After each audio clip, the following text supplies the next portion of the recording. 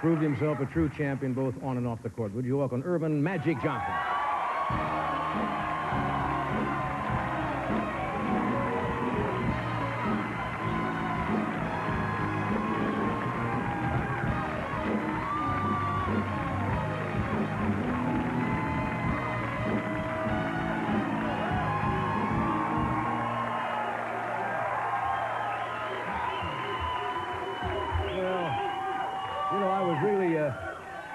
I was really hoping before we wrap this show up, you'd have time to come by, and I'm grateful for you dropping by tonight. Well, thank you for having me. I was hoping I'd get the opportunity, so when you called, you know, I just jumped. Hey, you're looking great. I feel wonderful. You're looking great. You get tired of that question all the time, people coming up to you, how you feeling, almost to the point of saying, don't ask anymore? I think now, because everything is great and everybody, I just, you know, you say it so many times, and but it's fine. You know, people want to, it's nice that people want to know how you feel. Yeah.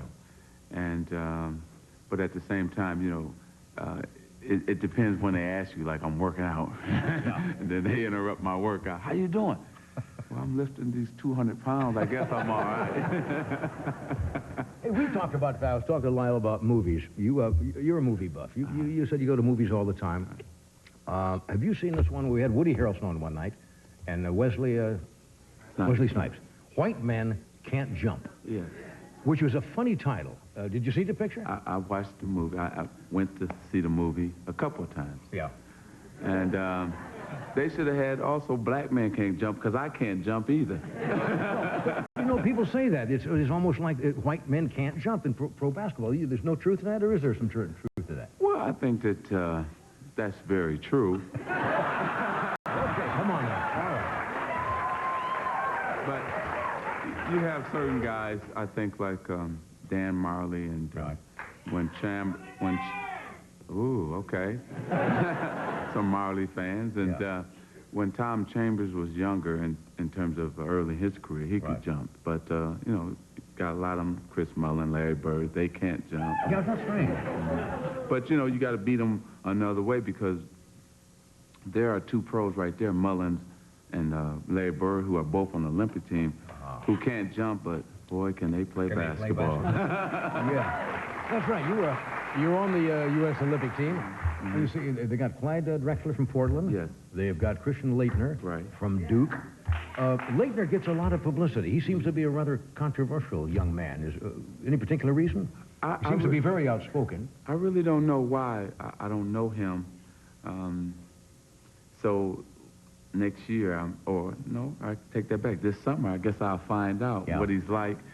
But anytime you in the media eye as big as he is in college, I think a lot probably came at him fast. He didn't know probably what to say, how to say it. Right. And well, you kind of had that problem yourself. Yeah, just a little bit. Just a little bit. Just a touch. Almost too much notoriety of being famous almost overnight and being in the press. Right, exactly. And then, you know, he's a young man. He's only, what, 21, 22? Like that. So it's a lot for him to deal with and handle. Yeah. But he'll get better. Yeah. Now, how do you think we're going to do? Olympics are carried by NBC. How are we going to do down there? Oh, everybody's in trouble. We're going to bring it home, yes. Everybody is in trouble? Yes, all the teams are in trouble. When's your first practice? When do you actually start now getting ready for something like that? June the 21st is our first practice all together. Right. Now, I've been working out, you know, 2-3 times a day. And when I leave you, I got to go back to the gym. Oh, of course, I got to. Get ready, my shot, my win, and everything. Just keep working. Who'll be the toughest? Yugoslavia. Really? Yeah, Vladi and his team is... Why did they turn out so many good players over there? Well, because they understand... It's a small country, basically. Yeah, but they understand that quickness is the key. They're not robots. Like Europeans, 10 years ago, 5 years ago, were basically big but robots in a sense. And they really couldn't move and have agility like we have over here. Right. And now Yugoslavia has, 5 pros, Petrovic and all the other guys that they have. And then one of the greatest players that's supposed to be in the world, Tony Kukoc, I think that's his name. He's over in Europe. And so they have a strong team. Yeah. And we're going to have to watch out for them. Yeah. But we're looking forward to it. You know, it brings a smile to my face because I get a chance to play with all the great players. Yeah, that must be a thrill. Yeah, that's the real thrill there, just coming together and not only playing together, but that's hanging out together. Yeah. You know, war stories in a sense. You're doing some commentary now with Dick Enberg. You enjoy that? I enjoy it. I enjoy it because I'm getting ready, because I'm kind of disappointed when you know, made your announcement that you were going to retire. I remember last time I was here, we had talked about me maybe having a show one day. That's right. But I didn't get to submit my audition tape. You know, they just kind of gave it to Jay Leno. Yeah. But I understand, you know, he was the next man in line. I understand. It made David Letterman mad, but but I understand, you know. But David, you're not the only one mad. I'm mad too. So, you know, but I understand. But you told me now. But how about coaching? Uh-oh. Don't let me make that. How about coaching? Come on, you know what's going on. Yeah, I know. You know what's going on with the Lakers. I never really ever thought that I would ever coach. Yeah, and? Now, the Lakers are a different story now, but I haven't been asked, but I don't think I would do it. I don't think You mean to tell me if they came to you and said, Magic, we want you to coach the Lakers, you wouldn't seriously think that over? No, I would seriously think it over. Yeah. But I don't know. I don't know.